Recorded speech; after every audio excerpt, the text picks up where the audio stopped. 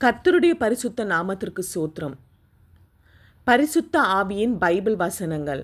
வசனத்தை கேட்டவர்கள் யாவர் மேலும் பரிசுத்த ஆவியானவர் இறங்கினார். பரிசுத்த ஆவியின் வரம் புறஜாதிகள் மேலும் பொழிந்தருளப்பட்டதை குறித்து பிரமித்தார்கள். அப்போஸ்தலர் 10:44-46. பொல்லாதவர்களாகிய நீங்கள் உங்கள் பிள்ளைகளுக்கு நல்ல ஈவுகளை கொடுக்க அறிந்திருக்கும்போது பரமபிதாவானவர் தம்மிடத்தில் வேண்டிக் கொள்கிறவர்களுக்கு பரிசுத்த ஆவியை கொடுப்பது அதிக நிச்சயம் அல்லவா என்றார். லூக்கா 11:13. ஒரு நதி உண்டு, அது நீர்க்கால்கள் தேவனுடைய நகரத்தையும் உன்னதமானவர் வாசம் பண்ணும் பரிசுத்த ஸ்தலத்தையும் சந்தோஷிப்பிக்கும். தேவன் அது நடுவில் இருக்கிறார், அது அசையாது. அதிகாலையிலே தேவன் அதற்கு சகாயம் பண்ணுவார். சங்கீதம் 46:4-5.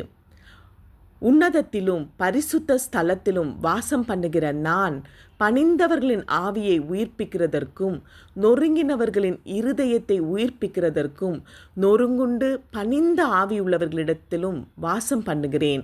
ஏசாயா 57:15.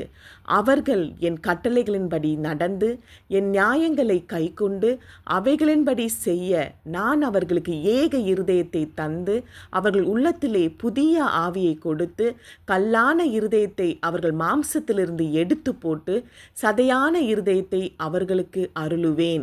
எசேக்கியேல் 11:19.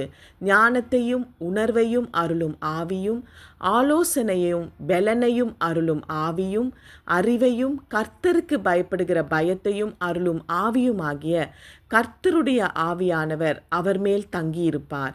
ஏசாயா 11:2. துதி கனம் மகிமை இயேசு ஒருவருக்கே. ஆமேன். அல்லேலூயா.